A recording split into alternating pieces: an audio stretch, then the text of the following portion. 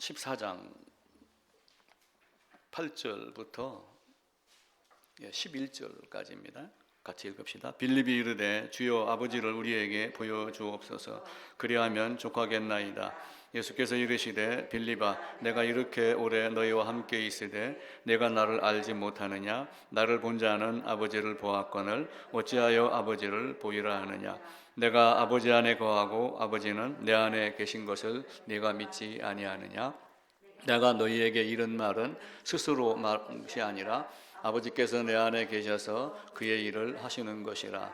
내가 아버지 안에 거하고 또 아버지께서 내 안에 계심을 믿어라. 그렇지 못하겠거든 행하는 그 일로 말미암아 나를 믿어라. 드신 김에 그 앞에 가셔갖고 12장 44절 5절과 같이 읽겠습니다. 12장 44절 45절입니다. 예수께서 예쳐 이르시되 나를 믿는 자는 나를 믿는 것이 아니요 나를 보내신 이를 믿는 것이며 나를 보는 자는 나를 보내신 이를 보는 것이니라. 그렇게 하시면서 이제 세상의 빛으로 오신 하나님입니다. 하나님이 어떤 분인가? 지난주는 5살짜리 안셀무스가 하나님이 누구냐라고 이렇게 물었던 이야기로 시작을 했습니다. 그 얘기를 이제 그 내용을 계속 이어서 하는데, 이제 안셀무스든 또 아니면은 아퀴나스든 궁금한 건 하나님을 보기를 원했던 거예요. 근데 보기를 원하는 것은 실제 이제 육신의 눈으로 보는 것도 있지만 또 마음의 어떤 확신, 또 이런 근거, 이런 것도 필요를 합니다. 그래서 오늘은 빌립이 예수님을 보여달라고 하는 이 장면으로 시작을 해서 끝부분에 가서 지난주에 얘기했던 내용과 같이 접목을 시켜서 아버지를 보는 것이 과연 무엇인가, 또 그 아버지가 하나님이 어떤 모습인가라고 하는 것을 말씀을 드립니다. 성경에 빌립이 두 사람이 나옵니다. 한 사람은 이제 전도자 빌립이 나와요.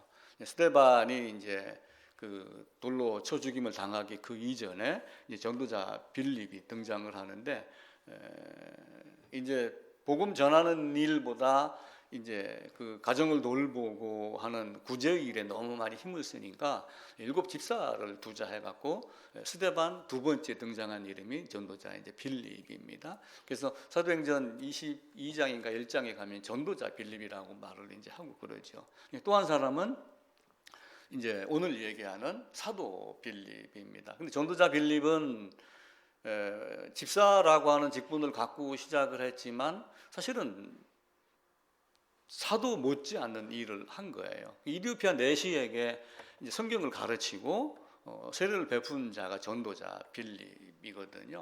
그래서 그런 모습을 보면서 우리도 교회 내에서 앞선 사람들이 직분을 만들어 놔서 그렇지 사실은 그런 구분이 없이 누구나가 다 하나님의 자녀이며 또 제자이며 전도자의 일을 다 해야 되는 것이다 라고 생각을 합니다. 이사야서 53장 읽으면서 깨닫지 못했어요. 이디오피아 내시가. 그러니까 이디오피아가 상당히 좀 아랫지방에 있는데 여기서 예루살렘까지 갔다가 오고 예루살렘에 가서 예배를 드리고 오고 가고 하며 성경을 읽었는데 읽은 것이 이사야서 53장이더라. 근데 이제 빌립이 가가지고 느닷없이 묻는 거예요. 이사야 53장을 읽는 걸 보고. 예를 들어서 제가 지하철을 타고 가서 성경을 쭉 읽고 있는데 누가 읽는 걸 딱 보고 그 읽는 거 깨닫느냐? 이렇게 물었을 경우에 이놈이 누구야? 내가 목사인데? 이렇게 대답을 하는 사람들이 있고, 아, 예, 이건 이렇습니다. 또 아니면은 잘 모르겠습니다. 대답하는 양이 다 다르겠죠. 근데 이디오피아 내시는 국고 맡은 관리이니까 거의 재무부 장관 정도의 급입니다. 그런데도 불구하고 지도하는 사람이 없는데 내가 어찌 알겠느냐. 근데 예루살렘에 성전 가서 유월절 지키고 예배 드리고 오는 것은 사실은 빈 쭉정이가 된 거예요, 사실은. 왜냐하면 이사야서 53장을 모르고 거기 가가지고 아무리 예배를 드린다 한들 하나님이 내가 너를 알지 못하노라 라고 하는 것이 성립이 되잖아요. 그게 이제 빌립이 이사야서 53장을 가지고 무엇 했냐면 예수를 가르쳐 복음을 전했다 이렇게 되어 있어요.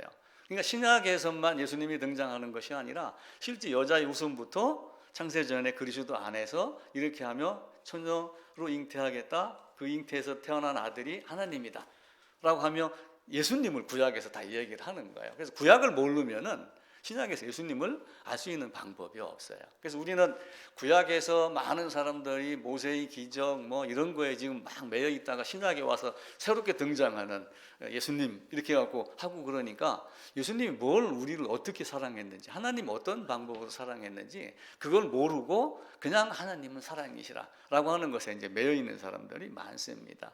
근데 이제 이 빌립이 예수님에게 아버지를 좀 보여달라라고 했던 그 시점이 언제냐면은 예수님이 이제 꽤 오랫동안 빌립하고 같이 있었습니다. 그러니까 시간적으로 보면은 긴 시간이 있어요. 그러니까 예수님이 태어나는 시기를 BC 혹은 4년 혹은 5년으로 이제 봐요. 학자들에 의하면은 이제 그렇게 놓고 27년 그리고 이제 여기가 27년이 되는 거죠.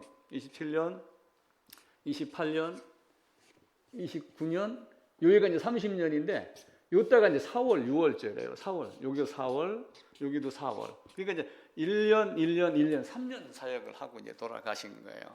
근데 요한복음 13장이 언제냐 하면은 십자가로 가시기 바로 그 전 주간, 그 주간에 수요일 아니면 목요일쯤이 되는 거예요. 근데 그때 그렇게 하고 이제 6월절 만찬을 하고 요한복음 14장부터 16장까지 설교를 합니다. 설교를 쭉 하면서 여러 가지 말씀을 하고 17장에서는 마지막으로 기도를 해요. 그게 마지막 기도다라고 해서 학자들이 대제사장 기도 이렇게 이름을 붙여놨어요.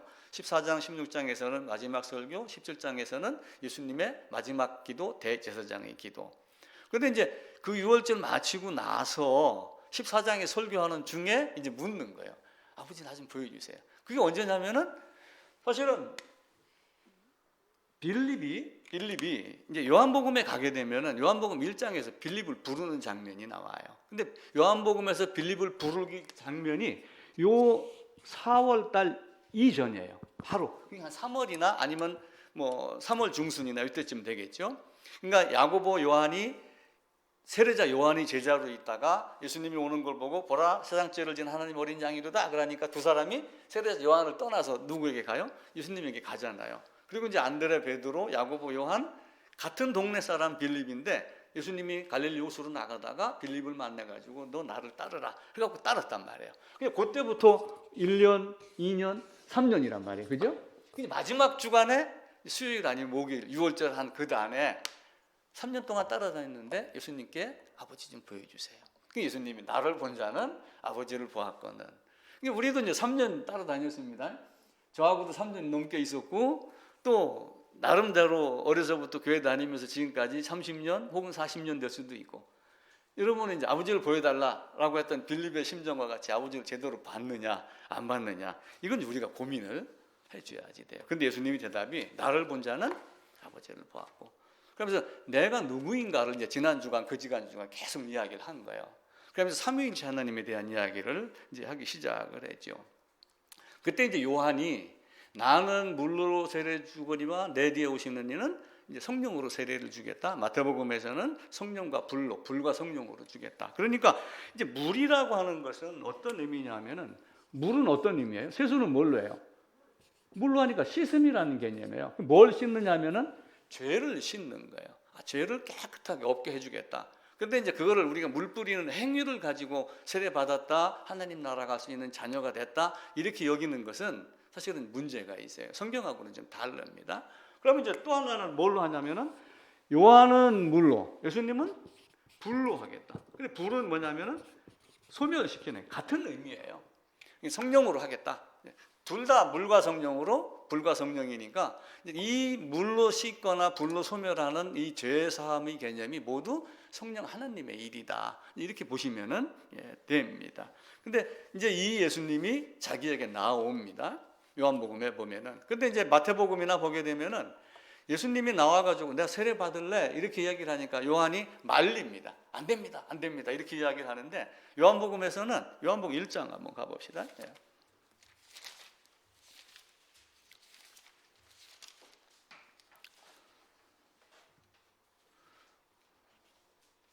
29절부터입니다. 이튿날 요한이 예수께서 자기에게 나오심을 보고 이르되 보라 세상 죄를 지고 가는 하나님의 어린 양이로다. 내가 전에 말하기를 내 뒤에 오는 사람이 있는데 나보다 앞선 것은 그가 나보다 먼저 계심이라 한 것이 이 사람을 가리킴이라. 나도 그를 알지 못하였으나 내가 와서 물로 세례를 베푸는 것은 그를 이스라엘에게 나타내려 함이다 라고 하며 33절입니다. 나도 그를 알지 못하였으나 나를 보내어 물로 세례를 베풀라 하신 그 이가, 하나님이 세례자 요한에게 미리 임무를 준 거예요. 그래서 6개월 전에 미리 태어납니다. 그래서 예수님이 오는 걸 보고 하나님이 세례 베풀라고 하는 그 이가 저 사람이구나 라고 하는 걸 알고 보라 사상죄를 지고 가는 하나님의 어린 양이로다 라고 이야기를 하고 그러죠. 이제 그 이야기를 듣고 제자들이 예수님을 따르죠. 자기 세례자 요한, 자기 스승을 떠나서. 우리는 과연 그런 용기가 쉽게 있었나요? 또 예를 들어서 내가 설교를 하는데 나보다 엄청 월등하게 정확하게 성경을 가르치는 사람이 있어요. 그럼 그리 떠납니다. 그럼 저는 가지마 이렇게 할까요? 그냥 가서 많이 배우세요 할까요? 세례자 요한은 그런 면에서는 월등한 분이에요. 내가 아니고 주님이라는 걸 알고 주님께 가는, 왜냐하면 자기도 주님을 가리키다죠, 그죠?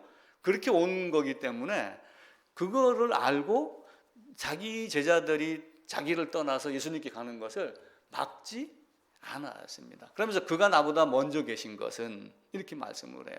근데 왜 먼저 계셨다고 이야기를 했겠어요? 누가복음에 보면은 이미 엘리사벳이 아기를 가진 지가, 잉태한 지가 6달이다 이렇게 이야기를 해요. 그때 이제 마리아가 잉태되는 순간이거든요. 그러면 요한이 먼저 6개월 먼저 태어났으니까 만약에 9월 달에 태어나고 예수님이 그 다음에 3월 달에 태어났으면 한국식으로 얘기하면 1살 형이에요. 그죠? 외국식으로 얘기하면 6개월 차이니까 뭐 크게 따지는 않겠지만은 먼저 태어났는데 왜 먼저 요한이 태어난 자가 뒤에 태어난 예수님을 보고 나보다 먼저 태어났다 이렇게 이야기를 했을까? 먼저 계신 하나님을 아는 거예요. 근데 아리우스라고 하는 사람이 나중에 이제 등장을 합니다. 예수님 이후에. 이제 이 아리우스라고 하는 사람은 예수님이 출생을 했다.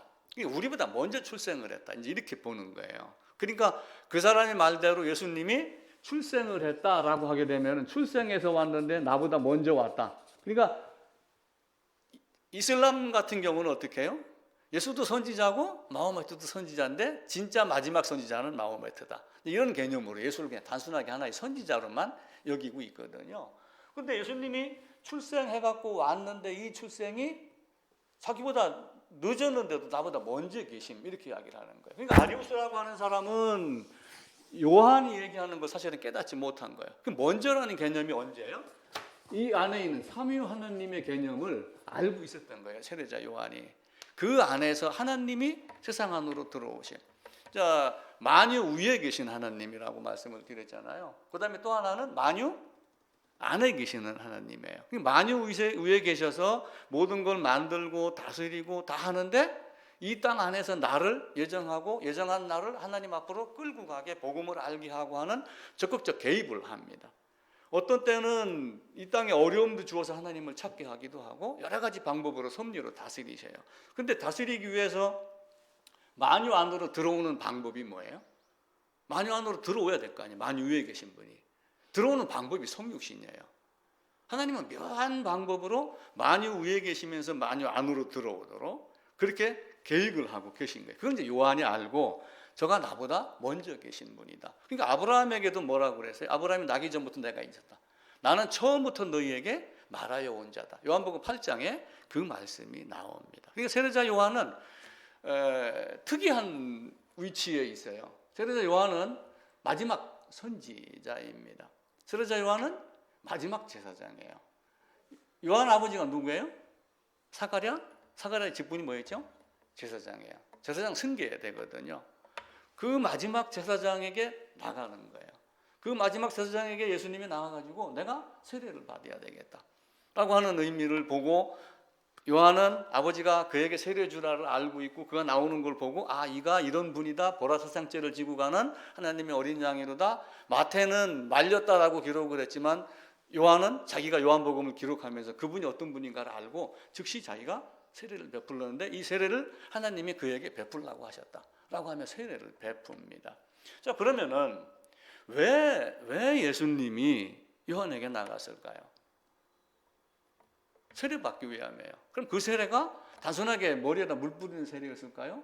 요단강에 들어가서 잠겼냐 침례냐 물을 떠갖고 머리에 올렸느냐 세례냐 이놈을 갖고 학자들이 싸우는 개념이 아니라 왜 그 세례를 했을까? 그 세례가 나중에 바울이 로마서 6장에 가게 되면 그리스도 예수와 연합하여 세례받지 못했느냐라고 하는 연합의 개념을 갖고 있는 거예요. 자, 성막을 놓고 보면은 성막에 갈 때 빈손으로 가지 않아요. 뭘 가져가요? 재물을 가지고 가요. 그럼 요한이라고 하는 사람의 입장이 세례자, 우리 요한이 이제 사도 요한도 있고 세례 베풀 요한도 있으니까 그냥 통상 우리가 세례자 요한, 저는 이렇게 이제 자주 말하고 요한복음, 요한일서, 3서 이쪽에는 그냥 사도 요한, 그냥 요한 이렇게 이야기를 합니다. 요한에게 이제 예수님이 이제 나아갑니다. 뭐 때문에 나갔어요? 세례 받기 위해서. 그러면은 성막을 놓고 한번 봐보세요. 성막이 이렇게 있으면 이제 이 문을 통과해가지고 어떤 한 사람이 들어갑니다. 여기에 성소, 지성소, 물두멍, 번제단. 번제단은 뭐 하는 거예요? 재물 죽여가지고 태우고 피는 지성소로 들어가고 하는 역할이에요. 그 역할을 하는 사람이 누구냐면은 제사장이에요. 제사장. 요한이 갖고 있는 마지막 선지자며 마지막 제사장인 그 역할을 하는 거고, 요 사람이 여기를 갈 때 뭘 가지고 가요? 빈손으로 가져가요? 우리가 흔히 말하는 데는 빈손 들고 오지 마라 그러니까 뭐 헌금 주머니, 뭐 성미 가지고 가나요? 뭘 가지고 가요? 짐승, 양 끌고 가요. 왜 끌고 가요? 여길 들어가서 양이 머리에 안수하고 뭘 해요? 나를 넘겨주고 죄를 넘겨주고 모든 불의를 넘겨주고, 그리고 양을 죽여서 피는 어디로 갖고 가요? 여기로. 육체는 태워서 없애고 그 역할을 하는 거예요. 그러니까 예수님이 요한에게 세례 받으러 갈 때 예수님이 갔구나 라고 하는 건 당연한 거예요. 그런데 우리가 그림을 그려야 돼요. 뭘 그려야 돼요? 예수 안에 있는 온 인류를 보야지 되는 거예요. 예수님 안에 있는 모든 인류가, 모든 사람이 모든 불의를, 모든 죄인을 예수님이 안고 가는 모습을 보여야 되는 거예요. 근데 이게 이제 믿음으로만 되는 거예요. 그게 예수님은 다 안고 갔다고 했지만 믿음으로 들어간 자가 있고 들어가지 못한 자가 있고, 그래서 우리는 그 믿음 안으로 바울이 얘기한 대로 그 로마서에 있는 바울이 그리스도 예수와 합하여 세례받은 줄 알지 못하느냐라고 하는 그 세례 안으로 들어갔었을 때 양의 죽음이 누구의 죽음이 돼요? 이 죄인의 죽음이 되는 거예요. 예수의 죽음이 누구의 죽음이 돼요? 나의 죽음이 돼요. 그거는 예수 안에 있을 때만 해당이 되는 거예요. 근데 예수 안에 없다면 해당이 되겠어요? 안 되겠어요? 절대로 해당이 안 됩니다. 제가 예를 들면 여기 종이가 하나 있습니다. 제가 종이를 한번 쭉 찢을게요. 그럼 찢으면 뭐가 찢어졌어요? 종이가 찢어졌죠. 근데 제가 안에다 다른 종이가 또 하나 있었어요. 찢어져 안 찢어져요? 똑같이 찢어져요. 만약에 이걸 제가 구멍을 뿡 뚫었다고 해보세요. 그러면 이 종이만 뚫어져요? 안에 있는 것도 뚫어져요? 이 연합이라고 하는 개념이 이게 믿음으로만 되는 거지만 내가 예수 안에 들어갔느냐 안 됐느냐를 먼저 보야지 돼요. 아브라함이 나기 전부터 내가 있었다. 그리고 처음부터 너희에게 말하여 온 자다. 그분이 만유 안에 계시려고 성육신 하여 들어오시며 세례를 받는 장면 속에서 그분이 세례 받으러 요한에게 갈 때 어떤 모습을 가리킨 거예요? 훗날 십자가의 모습을 또 가리킨 거죠. 그래서 우리가 믿음으로 또 고린도전서에 있는 대로 6월절 어린 양으로 오신 그리스도 예수, 그리고 어린 양으로 오신 그 어린 양의 역할은 뭐예요? 어린 양이신 예수의 그 역할은 죄인을 대속한, 죄인을 자기 안에 집어넣기 위한 그 대표적인 사례가 레위기 몇 장이었죠? 16장 아사셀 염소. 그러니까 이스라엘의 모든 대제사장이 1년에 한 번 속죄를 하는 거예요. 1년에 한 번 속죄한다는 얘기는 쉽게 얘기하면 평생에 한 번인 거예요. 그죠? 모든 걸 딱 통틀어서 딱 한 번 나의 모든 불의와 모든 죄를 짊어질 아사셀 염소 위에다가 머리를 안수하는데, 그 성경의 단어가 모든 불의와 모든 죄라고 그러니까 사람들이 자기를 제껴놓는 거예요. 제껴놓고 죄악을 고하기를 바빠갖고 나는 무슨 죄 해갖고 그 죄악을 들춰내느라고 정신이 하나도 없는 거예요. 여기 도토리 안 열리게 하려면 어떻게 해야 돼요? 방법 딱 하나밖에 없어요. 나무 뽑아내는 거예요. 나무 자른 애도 옆에서 그루타기가 나가지고 몇 년 지나면은 또 도토리가 열려요. 근데 안 나게 하려면은 뽑아버리는 거예요. 제가 사과나무 보고 배운 게 딱 그거 한 가지예요. 사과는 맛있다. 첫 번째 배웠고, 두 번째는 내년에 사과가 안 열리게 하려면은 거름을 안 주는 것이 아니라 뽑아야지 된다. 거름을 안 줘도 나오긴 나오잖아요. 부실한 사과가 나오지. 그래서 우리는 예수 안에 들어가서 예수와 연합한, 그래서 그 예수와 연합한 자에게 그 십자가를 내가 진 것으로 여겨주시는 하나님. 그것보다 더 큰 감사가 어디 있어요? 내가 안 했는데 내가 한 것으로 여겨주시니까 그게 은혜 위에 은혜로다. 이렇게 얘기를 하죠. 그래서 이 사도 요한이 요한복음을 기록을 하면서 보라 세상죄를 지고 간 하나님의 어린 양이라고 했지만 만유 안으로 들어오신 독생하신 하나님. 빛이 비치되 어둠이 깨닫지 못하더라 라고 해서 빛이 비쳤지만 깨닫지 못한 사람이 있었고, 어떤 사람은 그 빛을 보고 보라 세상죄를 지고 가는 하나님의 어린 양이로다 이렇게 말하는 사람이 있고, 예, 그렇습니다. 그래서 요한 1서에도 보면은 하나님은 우리에게 지각을 주사, 그러니까 깨닫게 하는 힘, 능력을 준 거예요. 그 지각을 주사 하나님을 알게 하셨다라고 말씀을 하셔요. 근데 그 지각이 타락한 인간에게, 부패한 인간에게, 오염된 인간에게 그 지각이 얼마나 있겠어요? 뿌옇게 있는 것 같은 그런 거겠죠. 그래서 깨닫게 하는 힘도 사실은 누가 하는 거예요? 은총 때문입니다. 하나님 은총이 없으면 그것도 사실은 알지 못합니다. 나중에 이제 사도 바울도 그 고백을 해요. 주님이 오셔서 그 일한 그분이 누구냐라고 하는 거예요. 안셀무스나 아키나스가 그분이 누구야라고 이제 계속 질문을 해 들어갑니다. 질문 들어가는데 그분이 누구예요? 그분이 하나님이요. 근데 하나님인 줄 어떻게 알아? 아키나스는 이제 그걸 자꾸 사유하는 것, 생각하는 것, 그리고 생각해가지고 이렇게 딱 분별하는 사변을 가지고 더 높은 분이 없다라고 하는 쪽으로 그분이 하나님이다 이렇게 이야기를 해나가는 거예요. 근데 이제 그거는 생각으로서의 정리고, 설령 그 생각이 부족하다 할지라도 우리는 우리의 마음속에 나의 죄를 없애주신 누군가, 이 세상을 만드신 분이 누군가라고 하는 거예요. 근데 그게 언제부터 시작이 됐어요? 여자의 후손이 영원 전부터. 바울의 말에 의하면은 창세전에 예수 안에서 예정을 했으니까 창세기 3장에서 여자의 후손으로 가겠다라고 약속한 그 약속 언약이 사실 언제 된 거예요? 영원이라는 개념 안에 된 거예요. 그래서 영원을 제가 이제 계속 말씀을 드렸잖아요. 영원. 시간이 있고 창조하면서 뭐가 시작이 됐어요? 시간이 시작이 됐다. 창조, 하나님 보시기에 시간, 우리가 일반적으로 시간 밖이라고 이제 시간 안이라고 하면서 이걸 영원이라고 이야기를 했었죠. 영원이라고 하는 개념 안에서는 시간이 흘러가지 않으니까 항상 현재로 있다. 그래서 영원부터 영원까지 그 시간, 하나님의 시간, 부패, 타락, 오염, 죽고 소멸되고 하는 크로노스의 시간, 두 가지 시간으로 말씀을 드린 거예요. 근데 이때에 누가 오셨냐면 예수님이 오셨잖아요. 여자의 후손으로 가겠다 이때 약속을 했단 말이에요. 근데 바울은 창세전에 예수 안에서 나를 예정했다라고 하는 거니까 여자의 후손으로 가겠다라고 말씀으로 딱 밖으로 던진 거는 창세기 3장이지만 실제는 언제예요? 영원 전에 삼위 하나님이 이미 예정을 한 거예요. 근데 그 내용이 성경에 기록되진 않았지만 우리는 성경의 계시를 통해서 그 전에 이렇게 하셨구나 라고 하는 걸 이제 알아나가는 거예요. 그러니까 그 구약에 있었던 많은 사람들, 또 아니면은 중세 시대에 있었던 이런 사람들이 하나님이 도대체 누군가?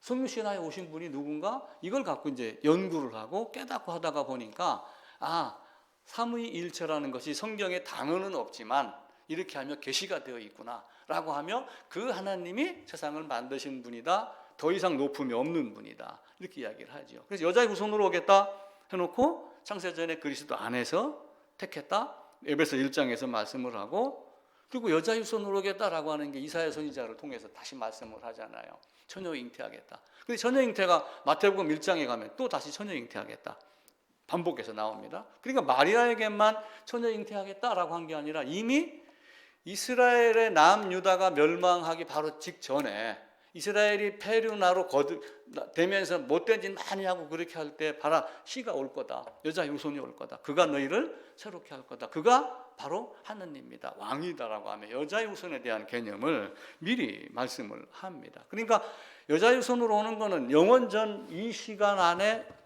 하나님의 계획이었지 우연이며 특별한 때 특별히 어떤 발제를 해가지고 특별히 만들어낸 안건이 아니란 말이에요. 여자의 후손으로 오겠다는 영원전의 하나님의 계획이겠다. 여자의 후손으로 온다는 얘기는 남자의 씨를 받지 않고 출생을 하겠다라고 하는 개념이에요. 근데 그런 것이 인간의 세계에서는 가능한가요? 가능하지 않지만 하나님으로서는 다 할 수 있다라고 하는 거죠. 근데 오신 분이 하나님이며 또 다른, 우리가 주미 대사, 주영 대사, 한국 미국에서 주한 대사 보내듯이 별도의 인물을 보낸 게 아니라 하나님 자신이 오신 거란 말이에요. 만유 위에 계신 분이 만유 안으로 들어온 같은 하나님. 그래서 삼위일체를 이야기를 하면서 계속 아들의 위격을 이야기를 하는 거예요. 아들의 위격으로 이 땅에서 옵니다. 그러면서 지난주에는 또 뭐 말씀드렸죠? 동전 가지고 말씀을 드렸잖아요. 동전의 양면. 우리가 삼위일체 하나님을 이야기를 할 때 평면도를 그려갖고 이제 계속 설명을 하니까 혹시 이게 찢어지면은 아버지, 아들, 영, 물론 하나님은 한 분입니다. 한 분이지만 이렇게 구분하니까 이제 분리가 되는 것 같은 착각도 있잖아요. 그래갖고 제가 말씀드렸던 게 뭘로 드렸어요? 동전으로 말씀을 드린 거예요. 동전으로. 10원짜리 동전. 아니면 이 종이가 A면이 먼저 있고 B면이 먼저 있나요? 제가 이렇게 딱 뒤집어서 여기가 A면입니다 하면 여기가 A면인 거예요. 그러니까 A면, B면이 없이 한 면만 먼저 만들어지는 종이는 없어요. 공장에 들어가서 나오면은 양면이 동시에 만들어집니다. 삼위일체 하나님은 먼저 한 분이 먼저 있었고 훗날 아들이 있었고 이 개념이 아니라 한 분 하나님인데 우리가 이해하기 쉽게 하기 위하여 아들의 위격으로 하며 성부와 성자와 이렇게 이야기를 하는 것이지 따로 두 분이 있었다, 세 분이 있었다 이 이야기가 아니에요. 그러니까 아우구스티누스 같은 사람은 삼위일체 하나님을 얘기할 때 하나이면 셋이다, 셋이면 하나이다. 나는 그 이상 말을 못한다. 이렇게 얘기할 정도로 참으로 오묘한 진리이기도 한데 성경은 그것을 계시를 하고 있는 거예요. 그 계시 속에서 아들의 위격으로 오신 그분이 세례자 요한에게 가서 나에게 세례를 베풀라. 나는 아브라함이 나기 전부터 있었다. 처음부터 말해요. 그 처음부터가 태초에라고 하는 단어하고 똑같아요. 그러니까 그 하나님이 어떻게 해요? 영원 전부터 계셨던 한 분 하나님을 말씀을 하는 거예요. 예수님이 이 땅에 오셔서 내 아버지께 이렇게 얘기하는 건 성부의 개념이 아니라 그냥 한 분 하나님의 개념으로 보시면은 좋습니다. 그래서 따로따로 있는 게 아니라 구분하지만 분리되지 아니하고 연합되어 있는 하나님, 관계에서만 서로 다를 뿐이라고 하는 이 말을 꼭 기억을 해주시면 됩니다. 그래서 내 아버지에서 내가 아버지 안에, 아버지가 내 안에 있는 것, 이 말씀도 이해를 하시면서 한 분 하나님, 요한이 이제 그 한 분 하나님을 알고 보라 세상죄를 지고 가는 하나님의 어린 양이로다. 그러는데 요한일서 5장 20절 또 로마서 9장 5절 이런 데 가게 되면은 그는 하나님이라고 딱 얘기를 해요. 또 히브리서 1장에 가도 아들에 관하여는 이라고 딱 얘기를 하면서 하나님이다 이렇게 딱 못을 박아요. 그게 이제 보이면은 그렇게 말하기 시작을 하는 거예요. 그러니까 바울의 경우는 아마 아침에 내가 그 김 이사님 차 타고 오면서 그런 얘기를 했어요. 사도 바울 아침에 성경을 읽으면서 사도행전 9장을 읽는데 사울이 사흘 동안 보지도 못하고 먹지도 못하고 마시지도 못했다. 그래서 뭐 이게 깜짝 놀라서 막 그냥 몸이 아파서 안 마신 것이 아닐까? 옛날에는 그런 생각도 했었거든요. 근데 어때요? 스데반 죽였지요. 예수 믿는 자 죽였지요. 잡아와서 공문서 갖고 돌아다녔지요. 열성 강원이었잖아요. 그런데 자기가 딱 보니 내가 그야. 내가 하나님이야. 네가 찌르고 때리고 잡아 죽이고 섬기는 자 그 내가 예수야. 예수가 하나님이야 라고 하는 그 말을 들었을 때 사도 바울이 얼마나 두려웠을까? 제가 생각을 바꿨어요. 사도 바울이 얼마나 두려웠을까? 그 두려움 속에 끙끙 앓면서 내가 지금까지 학문으로 알며 가마니엘 문화에서 막 똑똑하다. 그 중에서 내가 대표 제자다라고 이렇게 자랑하고 다녔고 공문서 다니면서 막 서둘렀던 그 했던 모든 것들이 순간 자기 학문이 다 무너지고 그죠?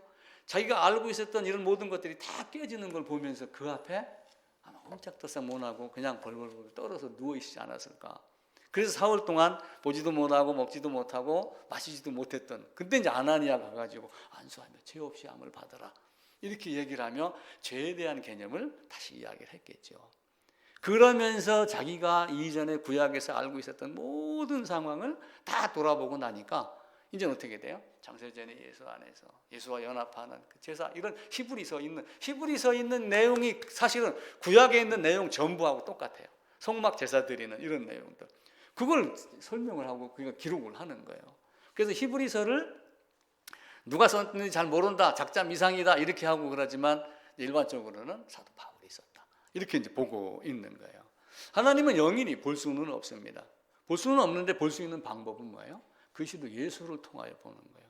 삼위일체의 아들의 위격의 개념을 이해하면 그분이 만유 안으로 들어오기 위해, 나하고 관계하기 위해 나와 관계할 수 있는 분으로 오신 것, 이게 성육신의 개념이다 라고 보시면 돼요. 하나님이 그냥 그 자리에서 오셨다면 볼 수 있어요, 없어요? 하나님 볼 수 있는 자 없습니다. 모세 산에 올라가서 하나님 봤어요, 못 봤어요? 나를 보고 살 자가 없다 이래가지고 바위 틈에다가 엎드려 숨겨놓고서 지나가고 그렇게 했잖아요. 욥기서 한번 볼까요? 욥기서 37장입니다. 37장 21절입니다. 798쪽이네요. 제가 읽을게요. 그런즉 바람이 불어 하늘이 말끔하게 되었을 때 그 밝은 빛을 아무도 볼 수 없느니라. 아마 7월 8월쯤에 해변가나 이런 데 나가 있는데 구름 한 점 없다고 만약에 가정을 해보세요. 태양 눈 똑바로 쳐다보는 사람이 있나요? 못 봅니다. 어렴풋이 보고 그림자로 보고 그렇게 하지. 바람이 불어 하늘이 말끔하게 되었을 때 그 밝은 빛을 아무도 볼 수 없느니라. 북쪽에서는 황금 같은 빛이 나오고. 그런데 이 북쪽이 어디냐 하면은 이스라엘의 문학 사상, 이스라엘의 어떤 신앙적인 관점으로 하나님이 계신 곳, 이게 이제 북쪽의 개념이에요. 그리고 이사야서 14장에 가면은 북편 시온이라고 하는 얘기가 나오거든요. 이게 사탄이 이제 그 다른 나라를 가지고 사탄이 존재가 어떤가를 이제 가르쳐요. 그러면서 그 사탄이 내가 북편 지폐의 그 산에, 북극 지폐의 산에 내가 앉겠다라고 하며 여호와의 자리에 앉겠다라고 하는 개념으로 하나님의 자리를 탐내고 도전하는 장면이 나와요. 그래서 그 북극 지폐의 그 자리를 하나님이 계신 장소라고 하는 개념으로 이해를 합니다. 근데 그 북쪽에서 그런 밝은 빛이 나왔을 때, 황금 같은 빛이 나왔을 때 제대로 보나요? 하나님이 우리에게 직접 나타나셨다, 하나님 보나요? 감사하게도 육신으로 오셔서 내가 볼 수 있게 오셨기 때문에 그걸 보고 하나님을 보는 거예요. 하나님을 본다라고 했을 때 삼위일체 하나님의 개념을 알면은 우리 주님을 보고 아버지를 보았거늘 라고 하며 나를 본 자는 아버지를 보았거늘 이라고 하는 말씀이 이루어집니다. 고린도후서에도 가게 되면 그 말씀이 나와요. 한번 봅시다. 고린도후서 4장입니다.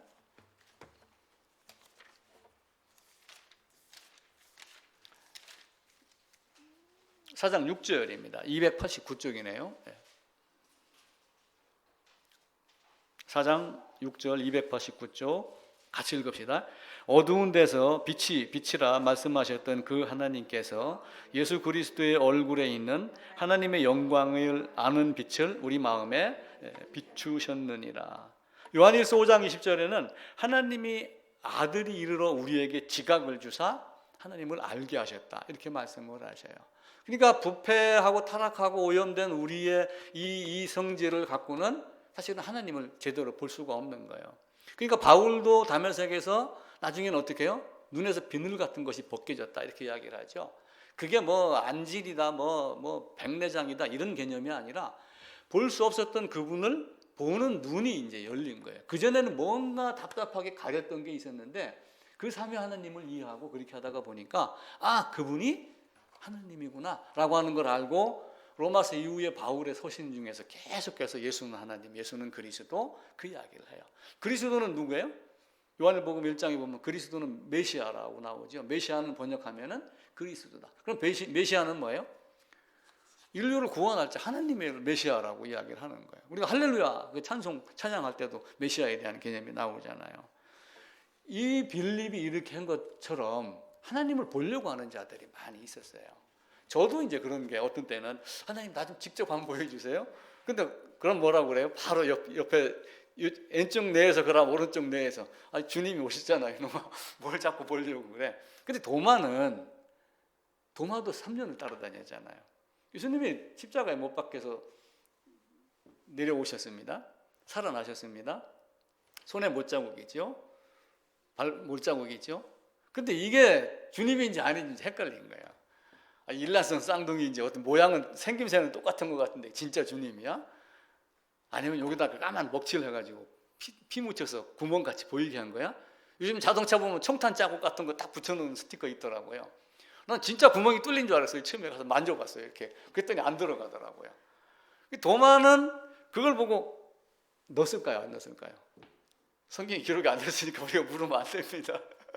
근데 아마 넣으려고 이렇게 하다가 깜짝 놀랐을 거예요. 아마 나의 주, 나의 하나님.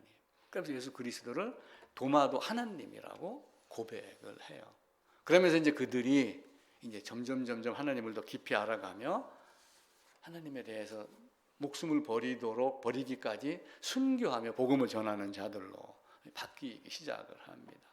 세례자 요한이 그래서 자기에게 나오는 걸 보고 제물이다. 하나님이 그에게 세례를 베풀라 했다라고 하며 세례를 베푸는 거예요. 세례자 요한의 위치가 뭐라고 그러죠?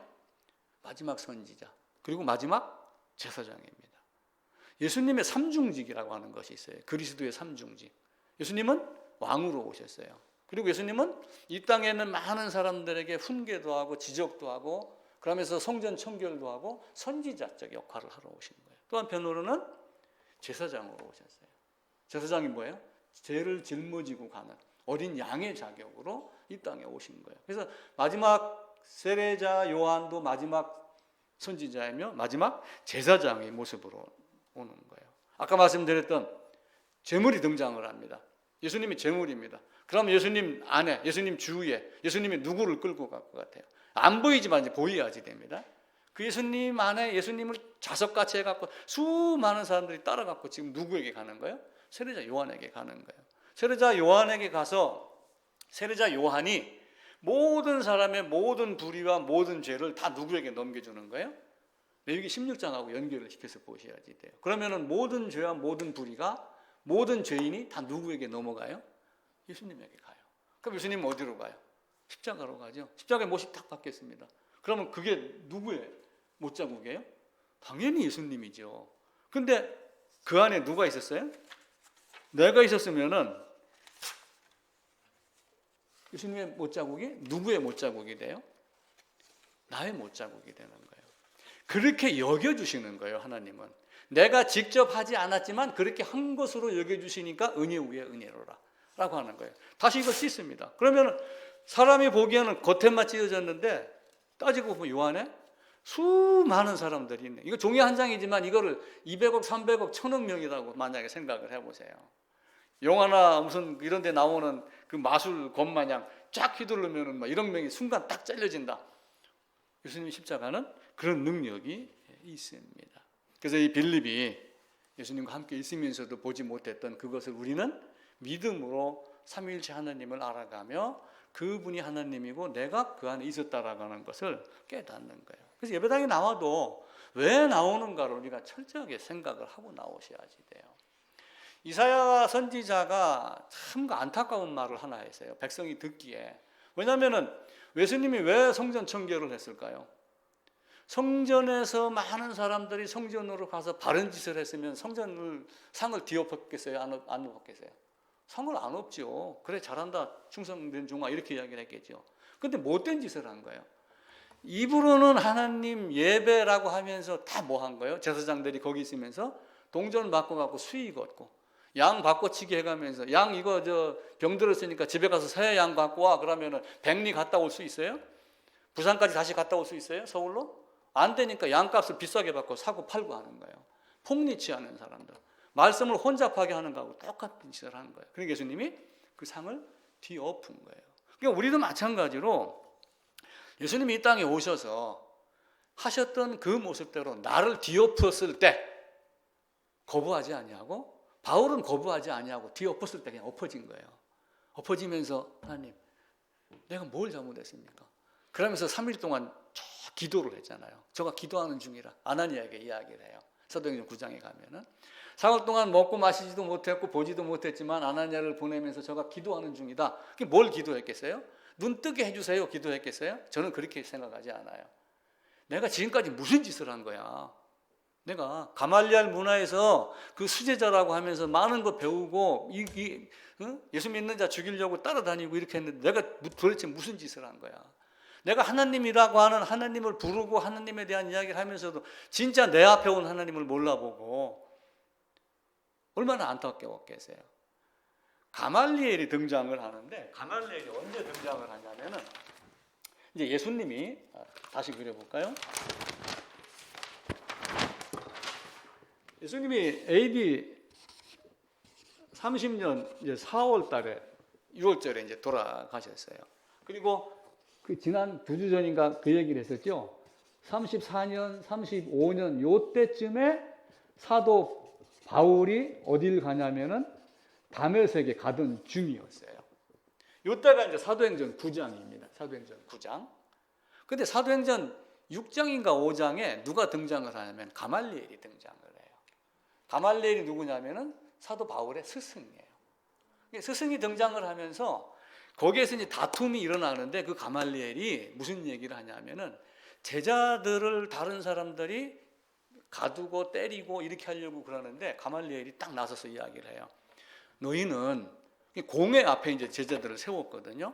그러니까 예를 들면 노예나 총회 앞에다가 이제 바울을 세운 12 사도를 세운 거예요. 그때 가말리엘이 등장을 해갖고 너희는 이 말 들어보지도 않고서 이들을 정죄하느냐? 옛날엔 누가 일어났는데 나중에 보니까 없어졌더라. 또 누가 일어났는데 없어졌더라. 이도 가만 나누면 진짜면은 너희가 하나님을 대적하는 것이고 진짜가 아니면 그냥 사라질 것이다. 손대지 말라. 이렇게 하며 12사도를 이제 보호하는 장면도 나와요. 근데 이제 한편으로는 사두개인과 바리새인들의 싸움 중에서 아마 바리새인들의 편을 들기 위해서 그 말을 했는지도 몰라요. 왜냐하면 나중에 사도 바울이 이제 그 로마로 가기 직전에 그 베스돈가 앞에 가는 도중에 이제 군대들하고 사두개인하고 바리새인들이 사도 바울을 막 정죄를 합니다. 이놈이 옛날에 하나님을 빙자하고 이렇게 하면서 예수 믿는 자들 핍박했고 했던 이런 사람들이다. 해당해서 예수를 선포했던 이 나쁜 놈이다 라고 막 얘기를 하니까 사도 바울이 쫙 눈을 한번 쫙 서치를 하니까 여기 누가 있냐면 사두개인도 있고 바리새인도 있는 거예요. 그러니까 사도 바울이 머리를 아마 얼른 굴렸을 거예요. 나는 바리새인이다. 그러면서 딱 얘기를 하고 사두개인은 부활이 없다고 그러잖아요. 근데 나는 부활도 믿는다라고 그러니까 둘이 힘을 합쳐갖고 바울을 대적하던 사람들이 바울 말이 맞아 라면서 사두개인과 바리새인 함께 있던 사람들이 두 갈래로 딱 갈라져가고 바울이 보호를 받습니다. 아마 가말리엘도 어떤 그런 의도가 있었는지는 모르지만은 약간 그런 개념으로 나오는 거예요. 그래서 하나님 우리에게 준 어떤 죄사함. 그래서 이사야서 53장에 가면 이스라엘 백성들에게 이야기를 해요. 너희가 왜 성전에 나와서 예배드리고 왜 성막에 나와서 제사를 드리느냐. 이사야서 53장 한번 가보겠습니다. 55장입니다. 1036쪽입니다. 너희 목마른 자들아 물로 나오라. 돈 없는 자도 오라. 와서 사 먹되 돈 없이 값 없이 와서 포도주와 젖을 사라. 이제 사람들은 이렇게 애답게 찾아와요. 지금 이 시간도 대한민국뿐만이 아니라 시차에 따라서 10시, 11시 예배를 드리는 전 세계 모든 교회 중에 수많은 사람들이 모여서 하나님이 누구인가? 죽음을 알고 죽음 뒤에 심판이 있는 걸 알고 나도 하나님 나라에 가고 싶다라고 하는 마음으로 많이 몰려듭니다. 와 있습니다. 특별히 여성분들이 많죠. 힘이 있다고 자랑하는 남성들이 나중에 고생을 좀 많이 겪겠죠. 그런데 오는 사람들에게 성전 청결하는 그 성전에 있었던 제사장들 마냥 장사치들이 있는 거예요. 그래서 말씀을 혼잡하게 하지 말라. 말씀을 바르게 하라. 라고 하는데 이사야 선지자가 이스라엘 유다를 향해서 이야기를 해요. 2장 2절입니다. 2절 3절 같이 읽읍시다. 너희가 어찌하여 양식이 아닌 것을 위하여 은을 달아주며 배부르게 하지 못할 것을 위하여 수고하느냐. 내게 듣고 들을지어다. 그리하면 너희가 좋은 것을 먹을 것이며 너희 자신들이 기름진 것으로 즐거움을 얻으리라. 너희는 귀를 기울이고 내게로 나와 들으라. 그리하면 너희의 영혼이 살리라. 내가 너희를 위하여 영원한 언약을 맺으리니 곧 다윗에게 허락한 확실한 은혜니라. 나오는 사람은 맞는데 중간에 말씀을 혼자 파괴하는 사람들이 있어요. 이스라엘 역사는 대제사장들이나 성전의 성막에 봉사하는 많은 사람들이 바르게 가르치지 못했어요. 바르게 가르치지 못했고 또한 백성들도 우상을 따라서 갔었고, 그러니까 어떻게 해요? 선지자를 보내서 계속 꾸짖는 거예요. 그럼 꾸짖으면 어떻게 해요? 아, 맞습니다, 고치겠습니다, 이렇게 하면 됐는데 꾸짖는 선지자를 죽이는 것이 그들의 일이었어요. 그러니까 예수님도 이 땅에 오셔가지고 그 모습을 당해서 죽는 거예요. 네가 그리스도냐? 내가 그라. 내가 그라? 네가 그야? 너희들이 나를 보고 내가 그라라고 말씀했다는 것을 너희가 말하고 있다. 그러니까 어떻게 해요? 죽이는 데 앞장서는 거예요. 왜 예배당에 나왔느냐? 무엇 때문에 광야에 나갔느냐? 선지자 보러 갔느냐? 선지자는 들판에 있죠. 화려한 옷 입은 사람은 어디에 있어요? 왕궁에 있잖아요. 그럼 교회당에 왜 나왔어요? 동아리 모임? 아름다운 공동체? 아니에요. 그거는 2차, 3차적인 나중의 문제예요. 너희는 먼저 그 나라와 그의 의를 구해라 라고 하는 것을 가장 먼저 해결해야 되는 것이 교회당이고 성경인 거예요. 근데 이스라엘 백성들은 그걸 못한 거예요. 그러니까 너희가 왜 양식이 아닌 것을 위하여 은을 달아주느냐? 돈을 낸 거 가지고 양을 갖다가 잡아 죽인 걸로 자기들은 모든 걸 다 한 걸로 여기는 거예요.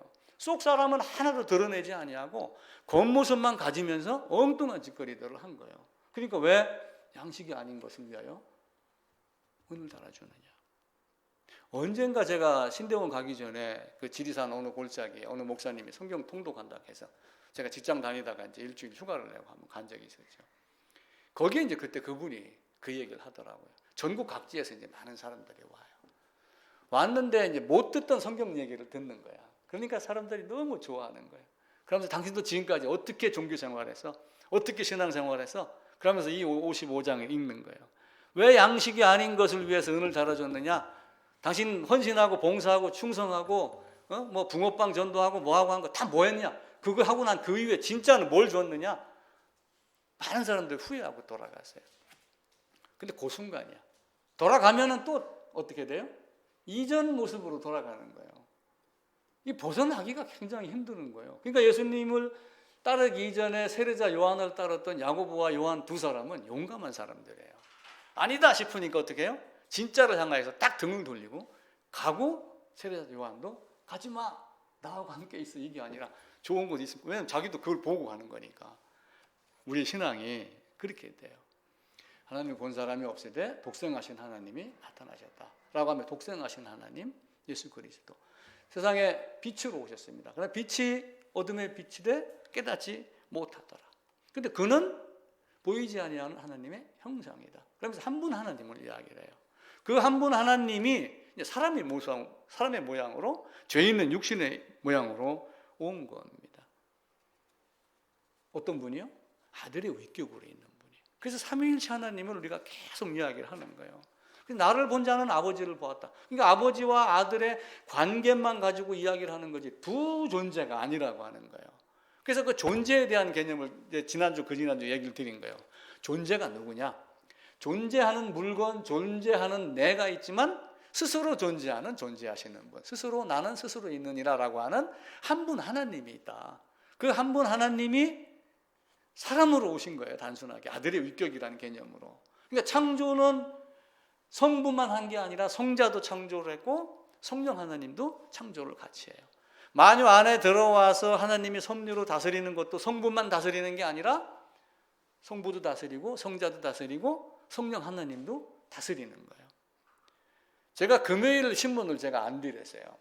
거기에 신옥주라는 여성이 계속 한면, 지난주 성경에도 보면 나 성령 신옥주는 이래갖고 광고가 나와서 아이고 그런 건 똥같이 들어오니만 보지 마세요 갖고 제가 그 신문을 안 드렸어요. 그런 사람들이 있는데도 사람들이 몰라요. 모르고 그냥 맹목적으로 끌려가는 거예요. 그 개념을 모르니까. 그래서 그 하나님이 우리에게 와서 보라, 세상 죄를 지고 가는 하나님의 어린 양이로다. 그 만유 위에 계신 분이 만유 안으로 들어오시는 것. 그 성육신한 것이 만유 안으로 들어오기 위한 하나의 방법론이기도 해요. 예수님은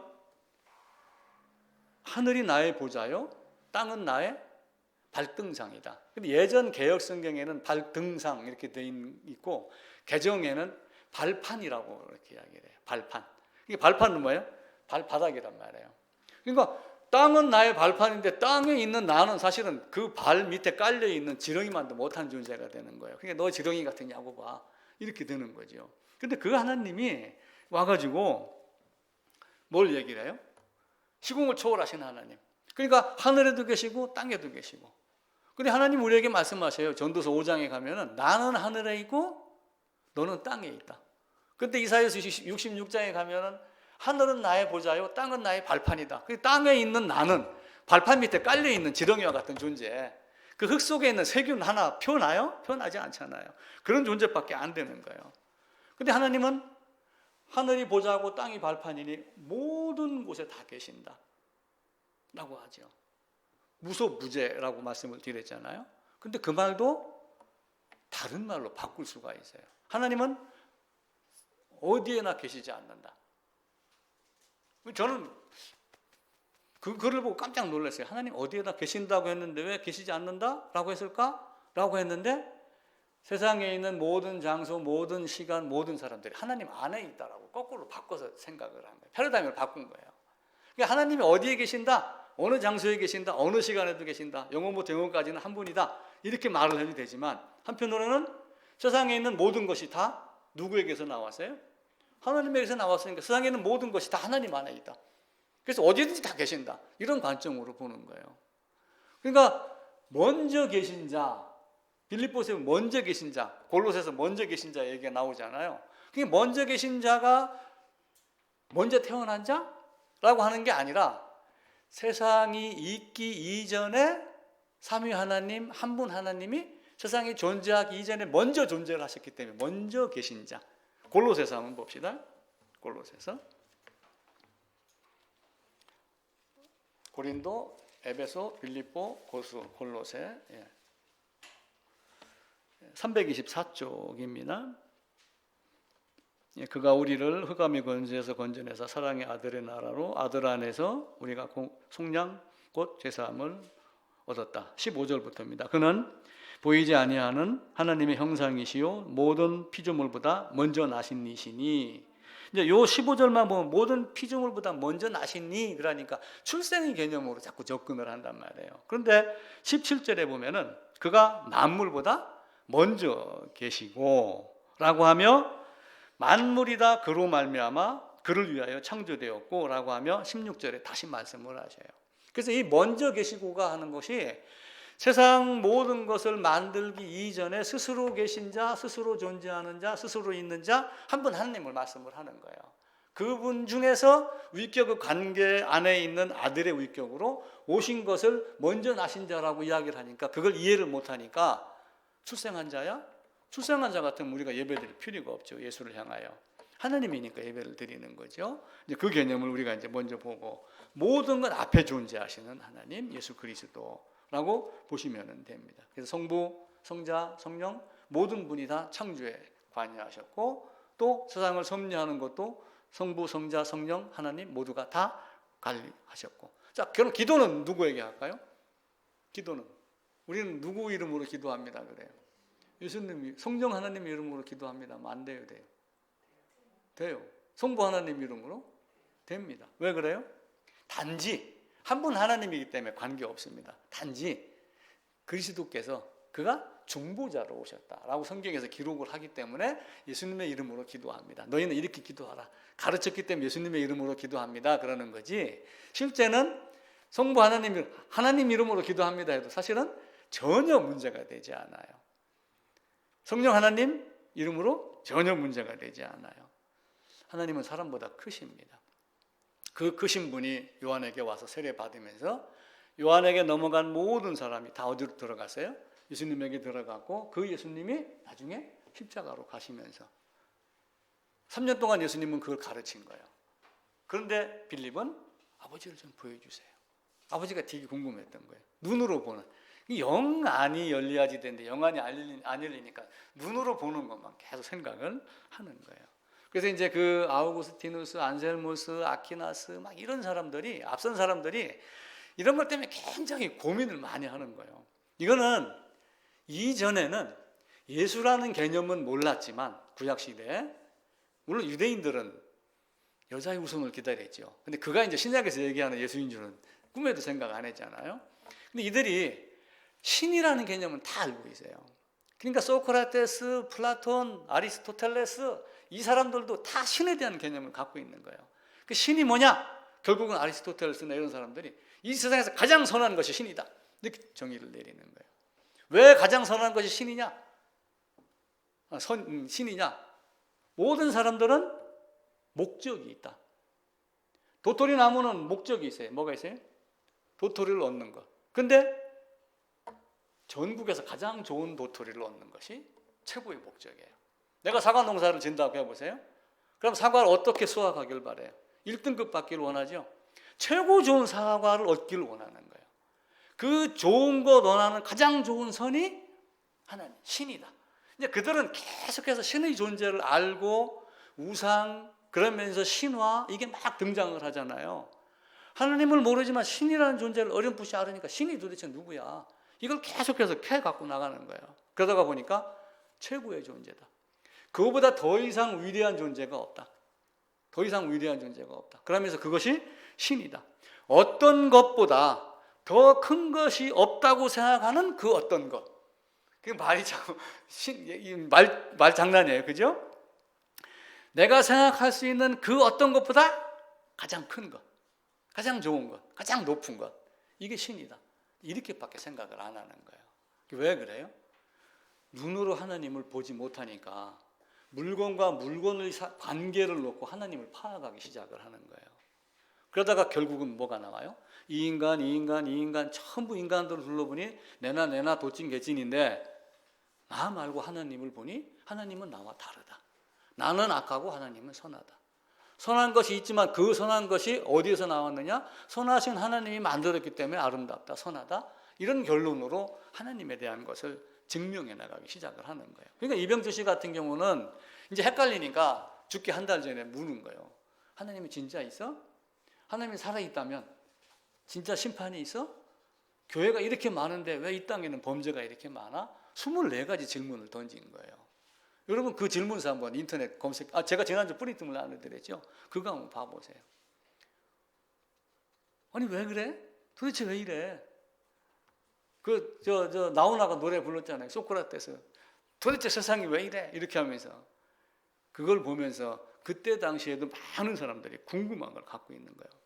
생각할 수 있는 것보다 가장 큰 것, 어떤 것보다 더 크다고 생각한 그것보다 더 큰 어떤 것라고 얘기를 하면 존재하는 것들 중에 가장 위대한 것, 최고 이걸 가지고 하나님이라고 하는 거예요. 근데 그 하나님이 사람의 몸으로 오신 거예요.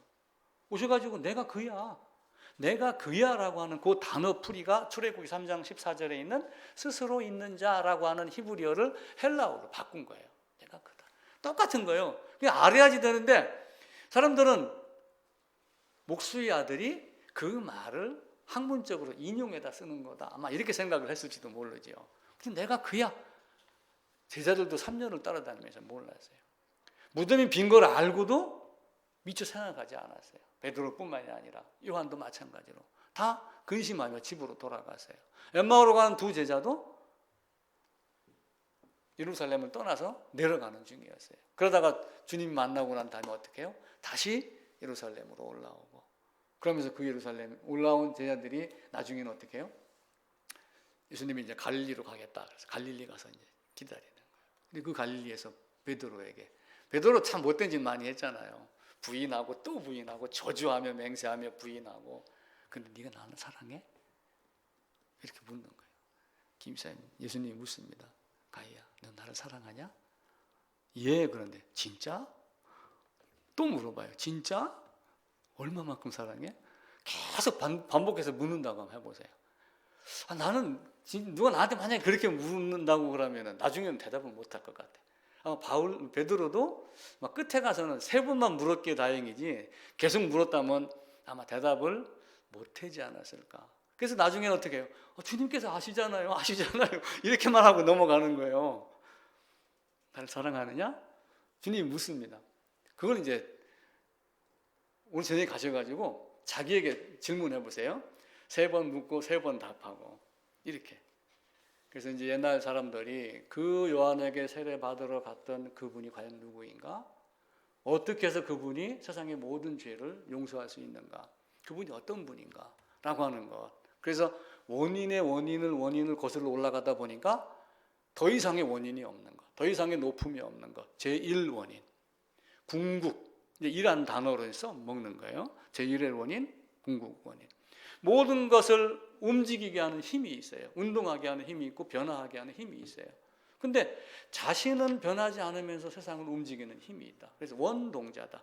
자기는 움직이지 않으니까 부동자세 할 때 부동을 써갖고 부동이 원동자다. 스스로 계신 분이다. 이게 표현을 못하는 거예요. 철학의 개념으로 접근을 이제 하는 거예요. 그러니까 우리는 그렇게 철학적 접근을 설령 하지 못한다 할지라도 단 하나, 그분이 나의 모든 죄를 다 가져가신 분이구나. 그냥 나의 죄를 여기서 쫙 피 뽑듯이 뽑아서 가져간 것이 아니라 나를 죽이시는 하나님, 얄짤없이 죽이시는 하나님. 이삭도 아브라함이 죽였잖아요. 하나님이 죽이라고 했고, 아니 이삭으로 말미암아야 된다고 말은 해놓고 내 씨로 말미암는다고 약속을 해놓고 이삭을 죽이라고 그러니까 아브라함의 머리가 어떻게 되겠어요? 복잡하기 시작을 했겠죠. 3일 가면서 아마 고민했을 거예요. 아마 이삭도 고민을 하고 내가 도망갈까 말까? 근데 결론은 뭐예요? 3일 만에 다시 산다는 걸 아는 거예요. 부활의 하나님. 니고데모는 예수님을 찾아갔다가 나중에 복음을 깨닫습니다. 그리고 나중에 어떻게 해요? 몰약 예수님의 장사를 위해서 백근을 가지고 갑니다. 근데 아리마대 사람 요셉이라고 하는 사람은 유대인이 두려워서 자기가 예수의 제자인 것을 숨겼어요. 가장 마지막 순간에 더 이상 숨길 수가 없다. 부활하신 주님을 보니까. 그죠? 그럼 우리도 부활하신 주님의 신앙을 알고 있으면 어떻게 해야 돼요? 나를 숨겨야 돼요? 감춰야 돼요? 나는 예수쟁이다 라고 하는 걸 분명하게 딱 드러내야지 돼요. 그러면서 그 요셉이 예수님의 시체를 달라. 그래서 빌라도에게 직접 이야기를 해요. 그런 용기가 없잖아요. 우리는 만약에 빌라도에게 가가지고 달라고 했다가 빌라도가 나를 잡아 가두면 어떡하지? 못 갈 수도 있어요. 근데 당돌하게 가는 거예요. 빌라도도 깔끔하게 내주라 이 이야기를 해요. 근데 그 요셉이 예수님의 시체를 어디다가 장사 지냈어요? 자기의 새 무덤이라고 되어 있어요. 자기가 죽었을 때 사용하려고. 우리도 늙어가면은 무덤자리 봐놓잖아요. 몇 자리.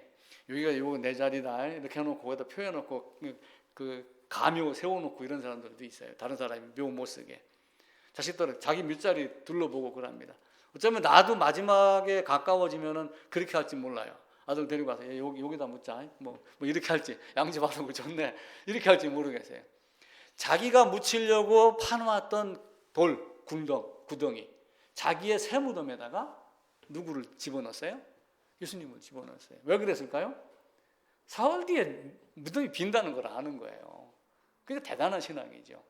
우리는 훗날 그걸 아는 거예요. 지금 이미 살아나셨고 승천하신 것까지 알고도 믿는 사람이 있고 믿지 못하는 사람이 있어요.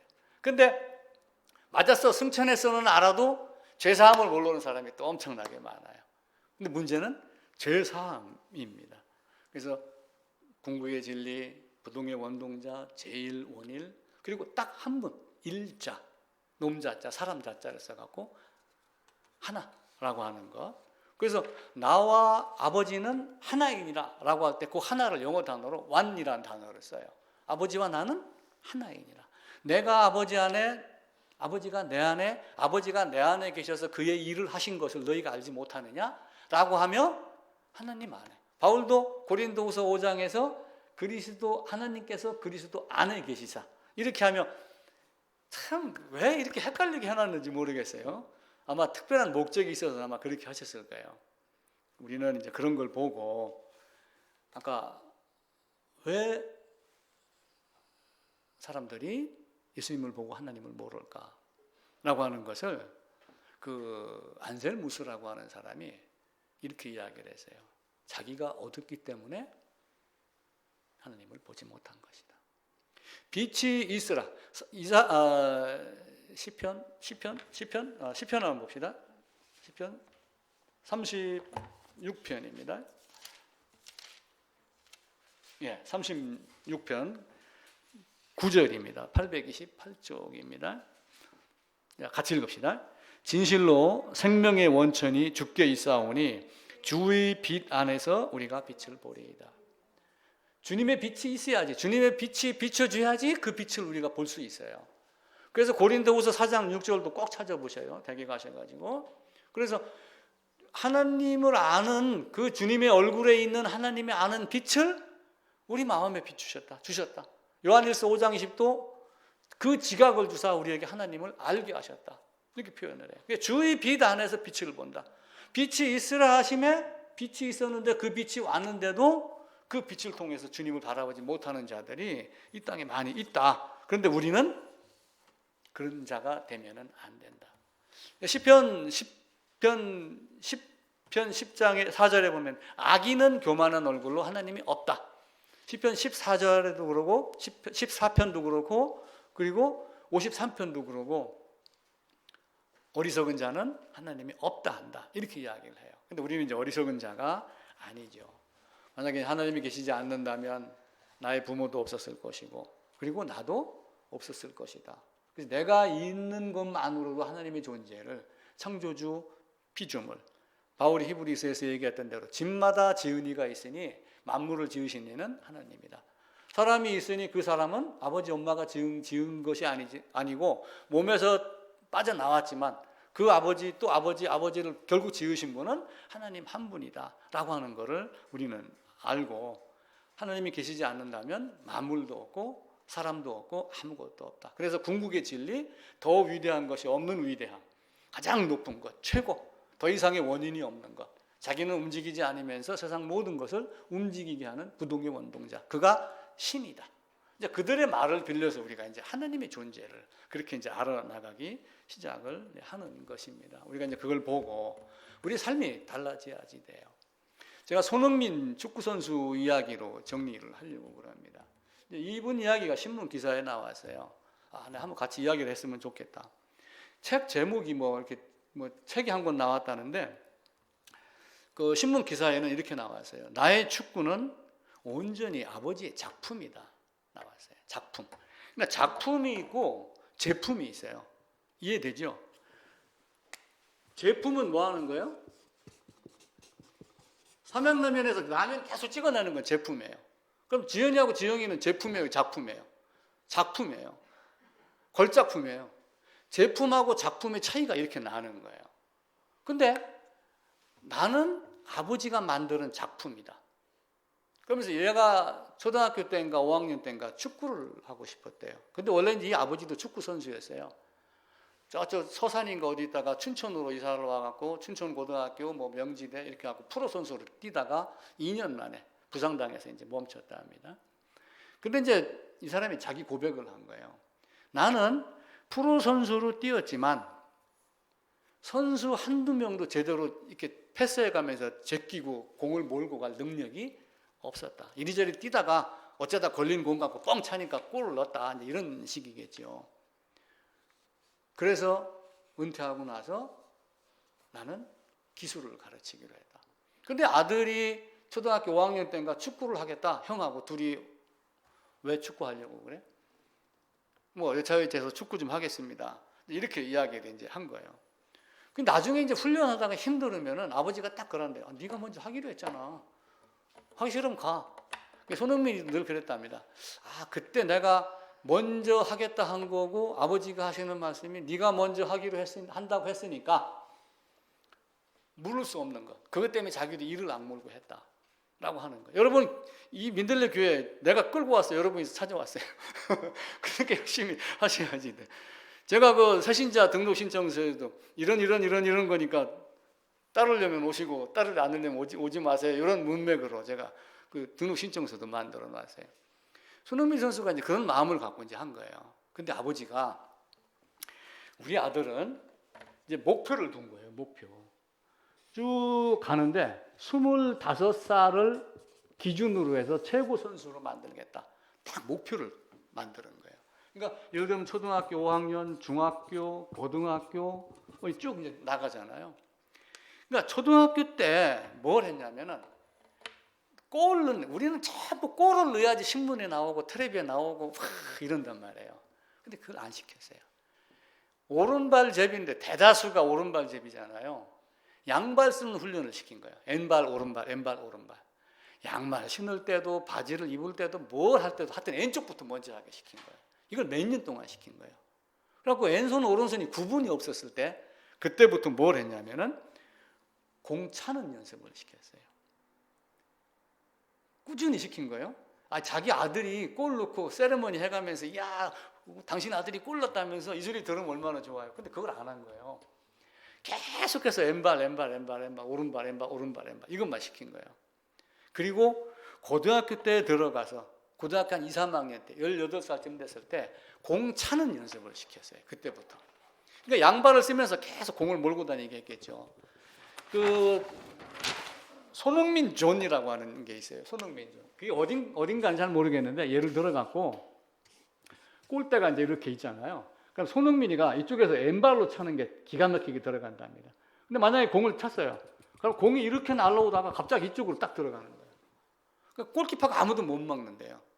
그러니까 요 자리를 손흥민 존이라고 이야기를 해요.